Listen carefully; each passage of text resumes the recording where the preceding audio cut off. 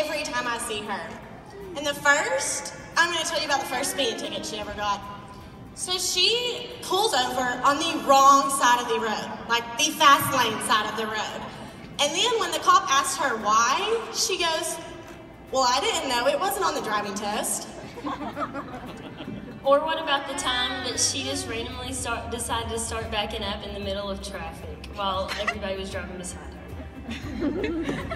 So although there's many funny stories we can tell you about her, we don't have time. But she never fails to amaze us with her love for God and agriculture. You can always go to her if you need a verse to learn to help you through anything that you want and just let you know that everything's going to be okay. She is also the one I can always count on to share my cow and cow obsession with. Oh, and we can't forget those unbelievable Instagram captions. Where she gets these, I don't know. But she is a constant encourager and is always going to be that sweet little girl. We are so pleased to introduce to you my little cousin, my sister. I'll say it with you. Her other little sister, your 2014, 2015 State Reporter Victoria Utsman. Yourself, any direction you choose. You're on your own, and you know what you know, and you're the guy who'll decide where to go. Oh, the Places You'll Go, which was written by Theodore Geisel, or as we know him, Dr. Seuss, quickly rose to the bestseller list after it was released in 1990. This was the last book published during Dr. Seuss's lifetime. Fortunately for us, it continues to pop up on the bestseller list every spring because it is a popular gift for high school and college graduates. 25 years and more than 10 million copies later, Oh, the Places You'll Go is the top-selling Dr. Seuss book. When I was a little girl, I used to love bedtime stories. My dad, younger sister, and I would read one every night. You see, my dad is a huge Dr. Seuss fan, and it is safe to say that we have at least 30 of the 48 books published by Dr. Seuss on our bookshelf at home. Every night I would race my sister to that bookshelf, usually I beat her there, and pick out the first book that caught my eye. I usually stuck to my typical favorites, My Nest is Best, or even Four Pups and a Worm. To be honest, Oh, the Places You'll Go very seldom left my bookshelf. As an 8-year-old girl, neither the rhymes caught my eye, nor did the words resonate in my mind. Occasionally, though, we let my dad pick out the bedtime story, and sometimes he picked out Oh, the Places You'll Go. He knew that even though it wasn't my favorite book, I needed to hear the words inside. He knew that this particular book had wisdom within beyond my years, and that one day I would thank him for reading this to me, and today is that day. As I got older, bedtime stories just kind of ended. When you're 11, that type thing is not cool anymore. It's definitely not something to brag about between classes in the hallways at school. In fact, I don't think I picked up a copy of Oh, the Places You'll Go until my advisors gave it to me last May as a graduation gift. They gave me this exact copy of Oh, the Places You'll Go. They too, just like my dad, saw the importance of these words and that it would carry me throughout the rest of my life. Oh, the places you'll go, you'll be on your way up. You'll be seeing great sights and joining the high flyers who soar to high heights. You won't lag behind because you'll have the speed. You'll pass the whole gang and you'll soon take the lead. Wherever you go, you'll be the best of the best. Wherever you fly, you'll top all the rest. Except when you don't, because sometimes you won't. I'm sorry to say so, but sadly it's true that bang-ups and hang-ups can happen to you. Life can be summed up in this short excerpt. Life is full of triumphs, losses, and even some failures. And without the right attitude, life can bring you down. Happiness is thought of as the good life and freedom from suffering.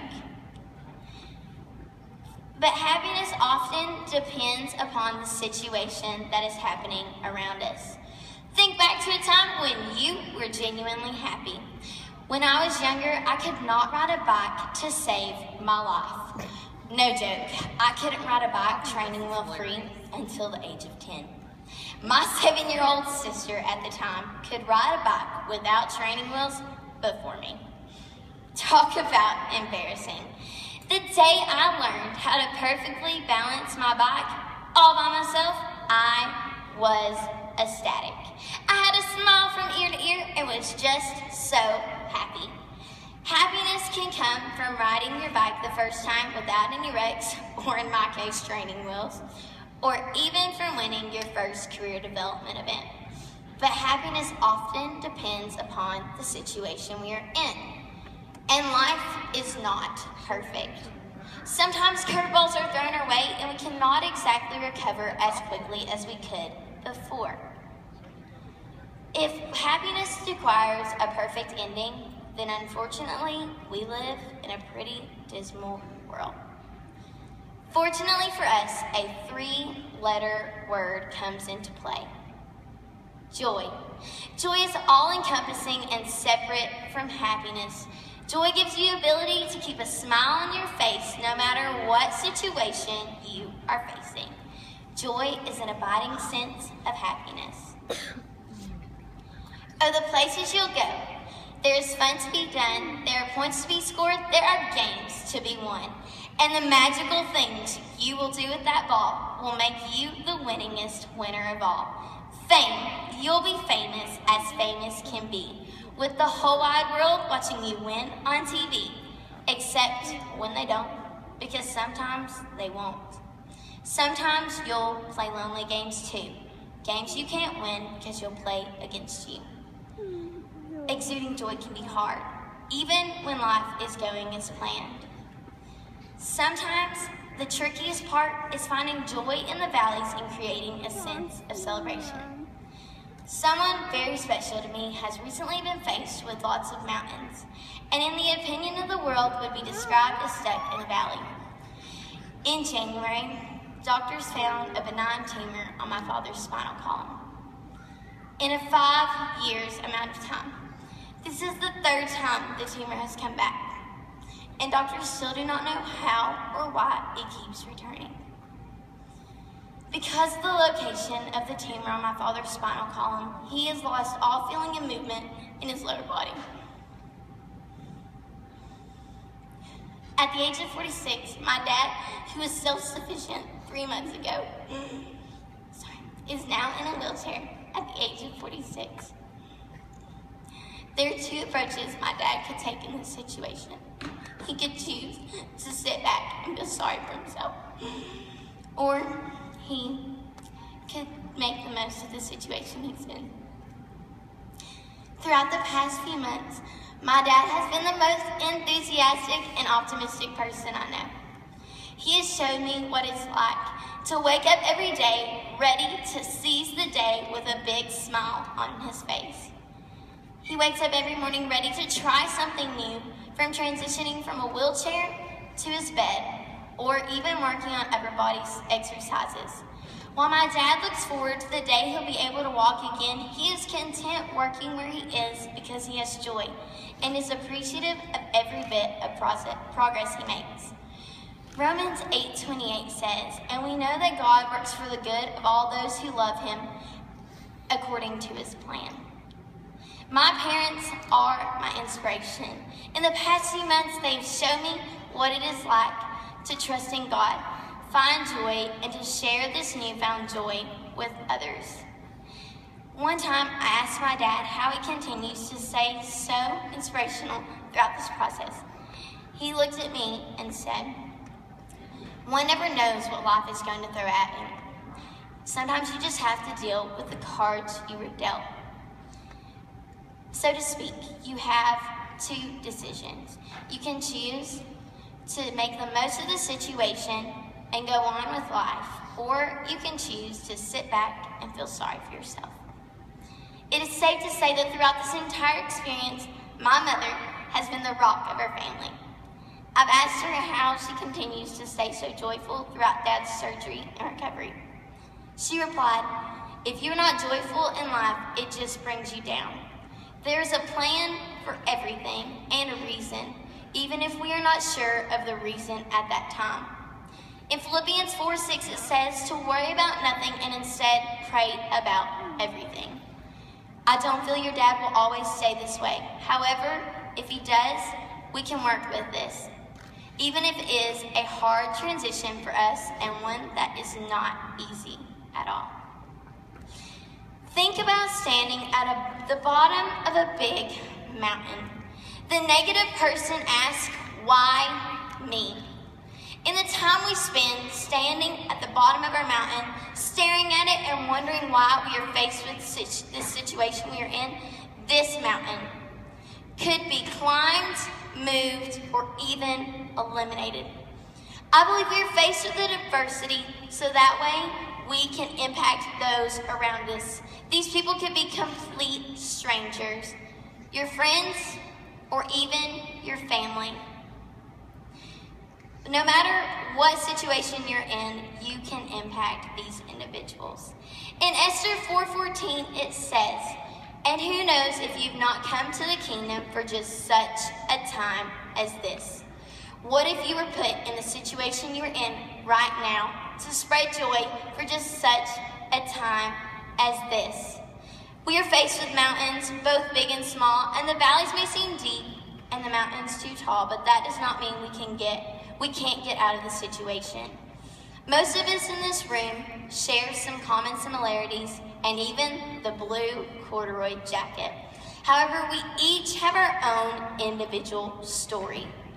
Once we choose our own journey in life and in joy, we in turn can take this newfound joy and use it to help others who are facing adversity.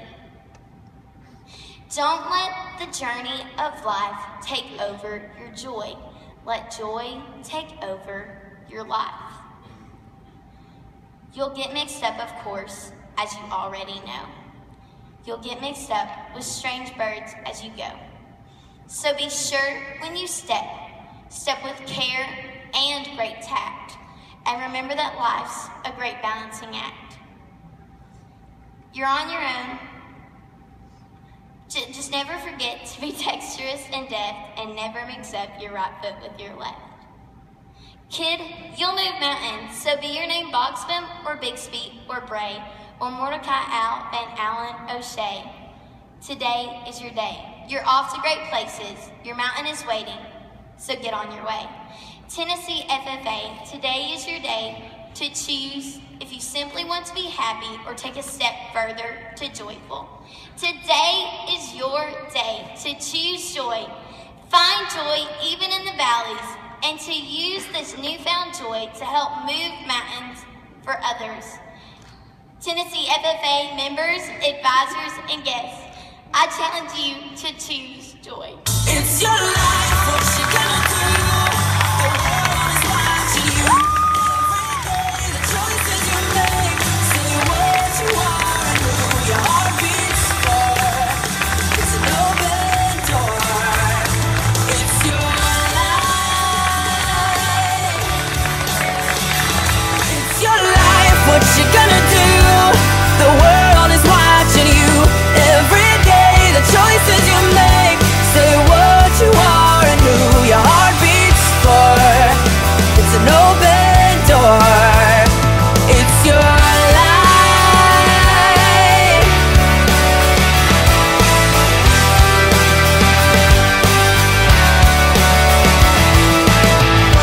Are you who you always said you would be, with a sinking feeling in your chest? Always waiting on someone else to fix you. Tell me, when did you fall?